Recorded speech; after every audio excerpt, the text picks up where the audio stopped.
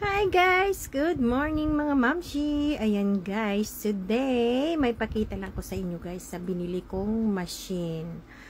Binili ko siya kasi yung una namin na blender nasira siya. Ngayon, bumili ako ng bago. Ayan siya guys. Bumili ako ng bagong machine. Kasi yung una kong machine ay nasira. Unboxing natin siya guys. Ayan. Guys, unboxing natin siya. Dito. Yan. Yan. Ito yung ano niya guys. Ito yung ano niya. Yung pinasa taas. Yan siya.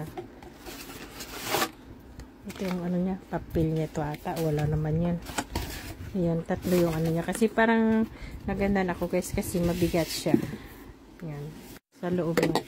Nagandan kasi ako guys. Kasi tatlo, apat yung ano niya, ano yung tawag niyan, at saka yung ano niya, stainless siya guys. Yan, tingnan nyo, stainless siya. Yan siya guys.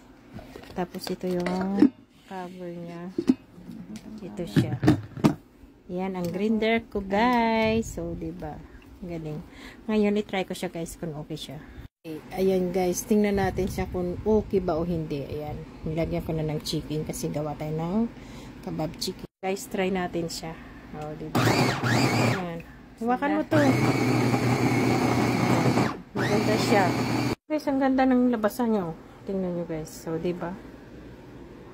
Ang ganda ng pagka-ano niya. Pagka-giling. Oh, diba? Bye guys!